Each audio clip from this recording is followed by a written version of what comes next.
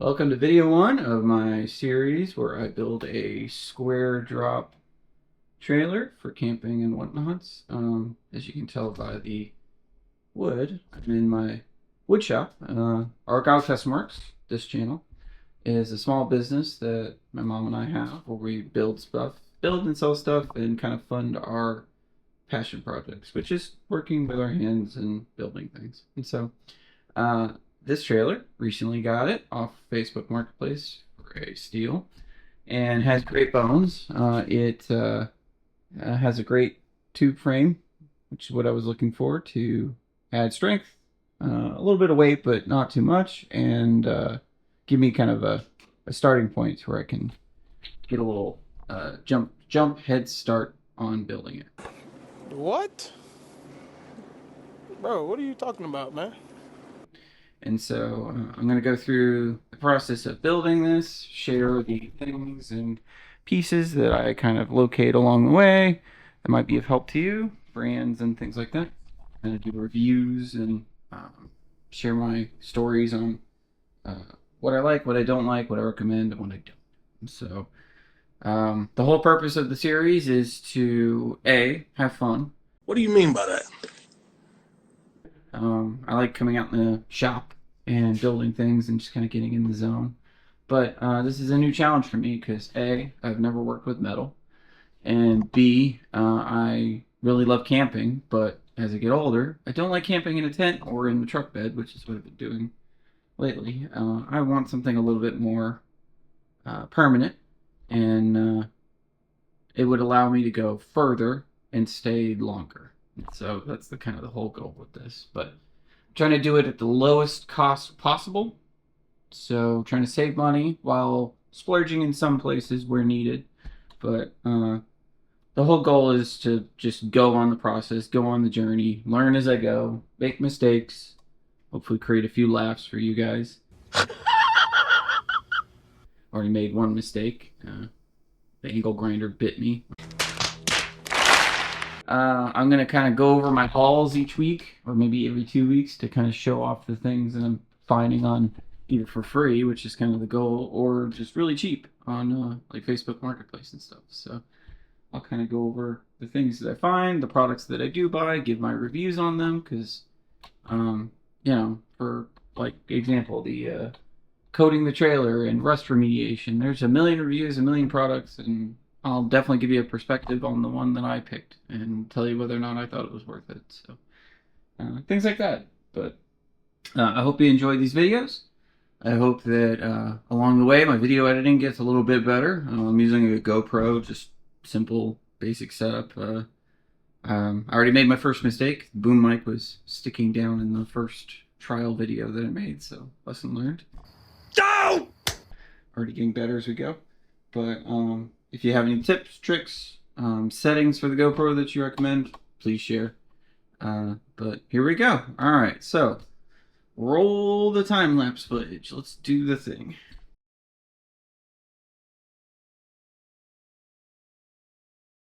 As you can see, I very quickly also learned that the trailer isn't supported in the back as I step up to grab my PPE.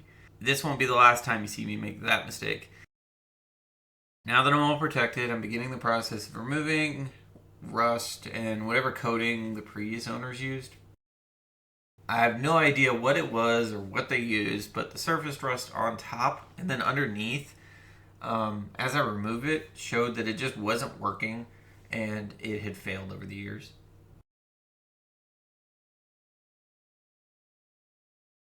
Do you like my cooler seat that I'm using? I found that on the street on garbage day during one of my walks with my dog Thor.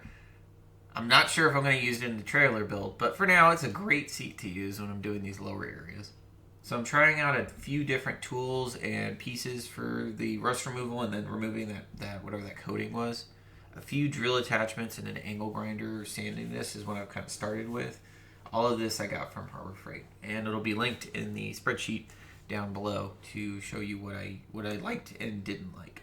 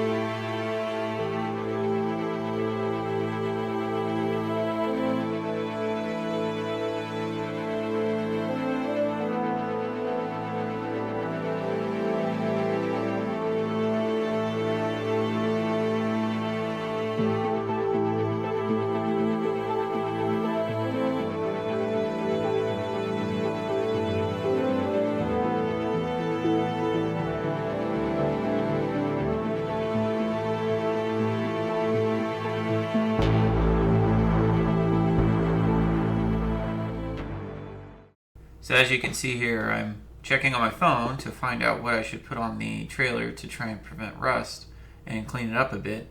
So I grab a bit of acetone and wipe it down.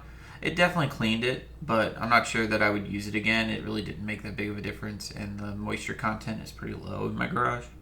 And then you see me moving all the wood from the table to the trailer because I needed to use the table space to put new stuff that I had acquired on Facebook Marketplace. 2,000 years later. So about a week went by before I got back into the shop and working on the rust removal. The new items on the table were acquired via Facebook Marketplace, and one came from Trailer Valet. They had a sale going on, and I'll review and show all that off later. I like having projects like these to keep me busy and active, and they provide a great distraction when I need it. Plus, when I'm all done, there's always something to show what I've accomplished, what I've made, or in this case, repaired.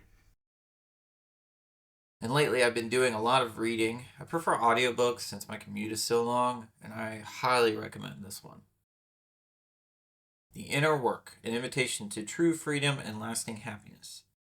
It'll give you motivation if you've lost yours, provide some great insight regarding ego, forces you to self-analyze, and deal with or heal from trauma. It inspired me to lose weight, start working on projects like this one again, make these videos, spend more time with family, and stop letting all of life's problems drag me down and just enjoy life. It's a great read or listen if you're an audiobook person like me. Now let's get back into the work and keep this project moving.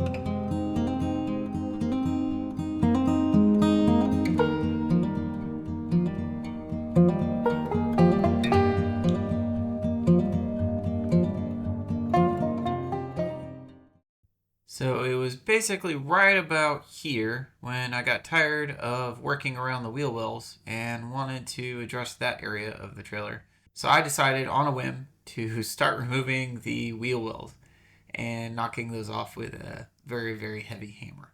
The old wheel wells were certainly rusted, covered in the coating that the trailer was, and then also, as you can see later on in the video, the previous owners had kind of MacGyvered together the inner part of that wheel well, and it definitely needed to be removed. So definitely got out some anger and aggression while doing this. It was very therapeutic. A few bolts, few nuts to remove, but besides that, just beating it to death got it to come out. It really honestly wasn't that well attached. The other side went much more smoothly because I learned what exactly to remove and how to best knock it out. Just kind of peeled it back, hit it, peeled it back, and it popped right off.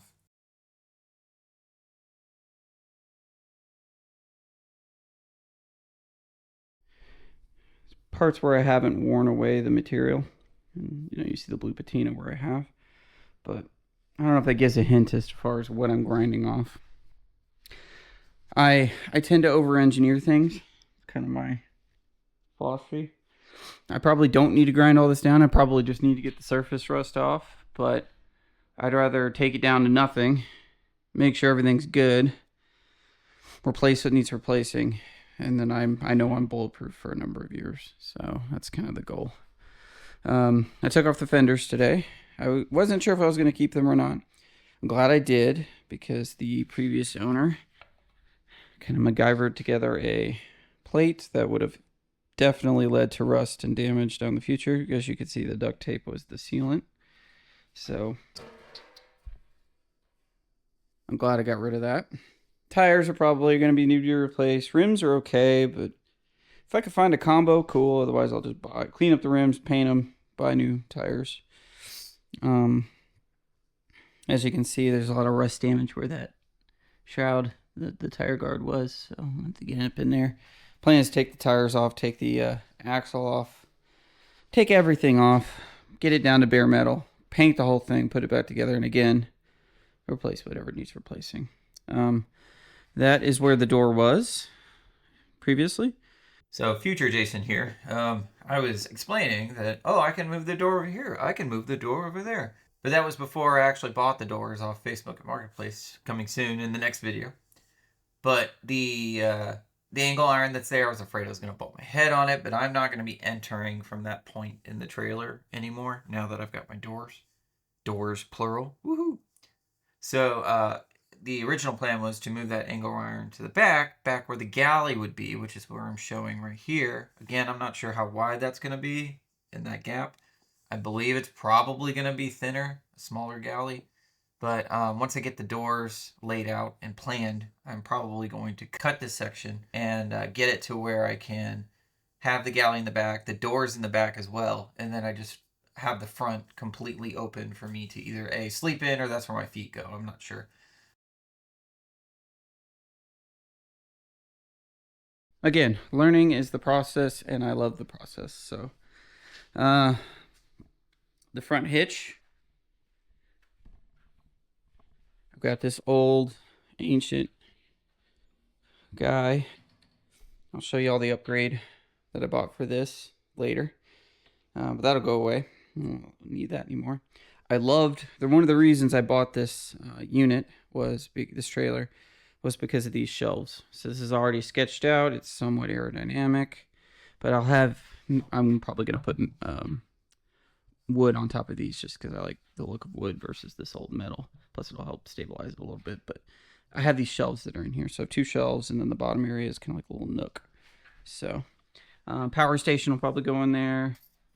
Obviously storage, but looking forward to that. Let's see what else. This wood, so that'll be part of my showing the score of the week or whatever I do. I know I haven't named it yet, but I'll be kind of sharing what I'm picking up on Facebook Marketplace for either free, extremely cheap, or I'm buying new. But I'll kind of go through that as I go. I have a build sheet that I will share. All right. Like I said, not day one, but a successful day. I got my workout in. I earned my sweat, so it's good. Like I said, the video editing is going to go better. Hopefully these videos will get a little better just based on me doing them more and more. But Oh, brother, this guy stinks! I just want to share my experience, prove that you can do this too. Just try. I mean, of everything I've learned by either YouTube, winging it, reading obviously is the last one I try and shoot for because I prefer the video. But learn how you're going to learn. But to me, the journey is the fun part. So I'll obviously have fun parts in the trailer when it's done. But I will love every step of this process coming out here, burning the sweat equity, trying to lose weight. Doing well, but I want to add this to my workout regimen. And build it as cheap as I can. That's also the goal. I want to show that you don't have to spend $5,000, $10,000, $15,000 on a teardrop. You can really, if you put some sweat equity into it, hopefully you can have a nice little teardrop, Squaredrop camper for what I'm shooting for under $3,000. That's my goal, $3,000. So 500 was the trailer, so that was my starting point. But yeah, I'm shooting for 3,000 total for the whole thing. That's my goal. We'll see if I can make it, but it's a nice goal to have. I don't think I could get anything that would be exactly what I want like this at that price point or even close to that price point. Yeah, I don't know how to close out my videos, but yeah, thanks for watching.